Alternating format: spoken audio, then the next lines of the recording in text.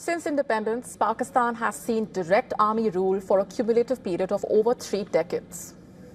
Despite being such a powerful state institution in a way, is the Pakistan army now abandoning its own soldiers to avoid global embarrassment? Recent developments suggesting that this hypothesis is closer to reality. The Balochistan Liberation Front has released a fresh video, the authenticity of which could not be independently verified. In this video, the captive Pakistani soldiers reportedly seen showing their identity documents and berating the army for not taking any steps for their release.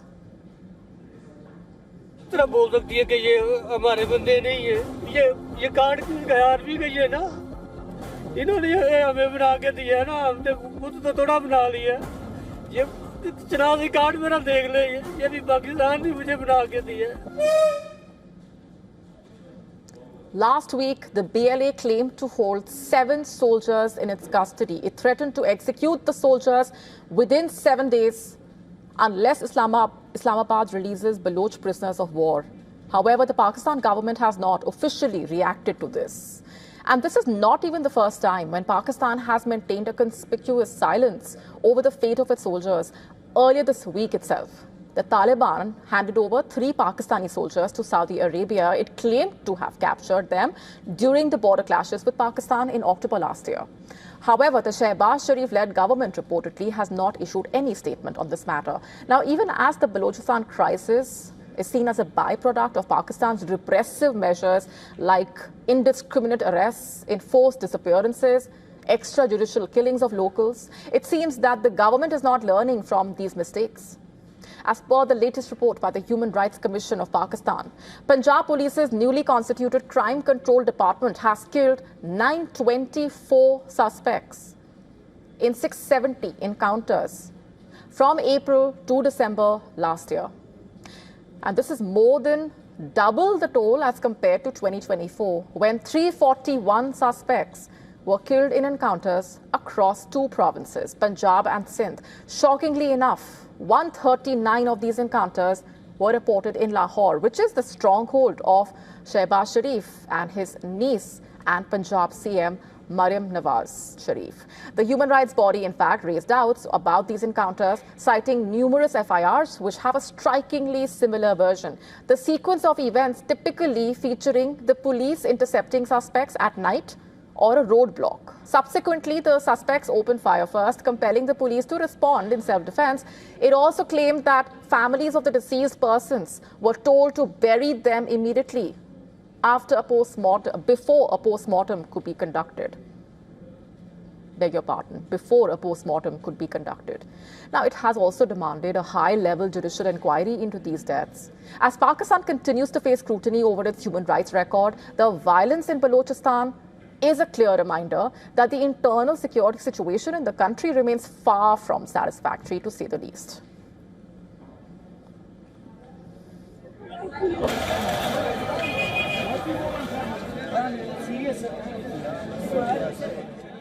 And shifting focus, but staying on with developments coming in related to the US president, he is building a new force in Gaza, a sweeping, unprecedented security project that could also redefine power, politics and peace in West Asia. And at the center of all of it is a new international stabilization force chaired by none other than the self-proclaimed champion of peace, Donald Trump, and led in part by his son-in-law, Jared Kushner. In fact, the force's American commander, Major General Jasper Jeffers, saying the numbers are staggering. Nearly 20,000 soldiers and 12,000 police officers expected to be deployed to Gaza to secure the territory, protect the civilians, and also support the reconstruction on the ground. Let's just play this out for you. In the short term, we plan to deploy to the Rafah sector first, in addition to the training of police. Midterm objective is to continue to expand sector by sector, all moving to our long-term 12,000 police and 20,000 ISF soldiers. Egypt and Jordan have agreed to train Palestinian police and security forces. Indonesia offered up to 8,000 troops, nearly half of the total soldiers sought. Morocco has pledged police and officers. Albania, Kazakhstan, Kosovo are sending troops.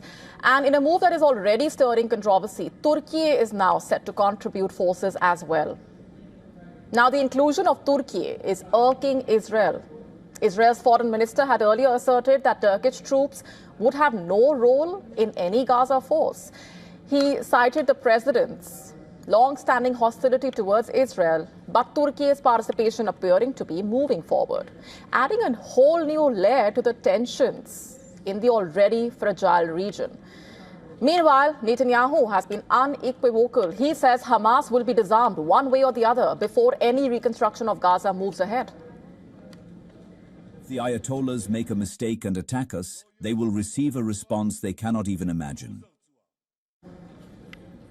Now, the disarmament of Hamas is a central condition for Israel, yet it remains unclear whether the ISF would be tasked with enforcing that disarmament or how exactly it would respond if the fighting resumes. This new international force could mark a turning point. It also poses three major implications. First, it has the potential to challenge Israel's long-standing security supremacy over Gaza by introducing a multinational military presence into territory that has been largely shaped by Israeli operations for years now. Second, it could be seen as a bid to deflect Israeli control, shifting security responsibility to an international body. And third, it opens a new chapter in how post-conflict Gaza may be governed, with security, policing and reconstruction being handled by a coalition of countries rather than a single regional power. But then Trump's plan is not just political. It's also physical, tangible in nature. Contracting records reviewed by The Guardian detailing a massive 350-acre military base in southern Gaza. It is reportedly designed to house up to 5,000 personnel. That's what's known right now. But security plans extend beyond soldiers. Reports also indicating the White House has explored forming a new Gaza police force, drawn from the existing anti-Hamas armed clans, some with documented links to organized crime. These family-based groups have been accused in recent months of looting aid trucks, kidnappings, murders. At least two major clans include members who have either fought alongside or declared allegiance to the Islamic State, reportedly. Civilians in Gaza deeply mistrust these groups. Western officials say Britain, France, and other countries involved in discussions have raised serious concerns about the idea. 4 months after a ceasefire brokered with the help of Qatar and Egypt, the future of Gaza remains uncertain. More than 1.9 million Palestinians have been displaced. Questions also persisting over who owns the land where the base would be built. It's also unclear whether Hamas would ever voluntarily disarm. And as President Trump convenes the world leaders in Washington under his Board of Peace, the world is watching to see whether this force becomes a foundation for stability or just another gimmick. To stay up to speed with the latest news, download the WION app and subscribe to our YouTube channel.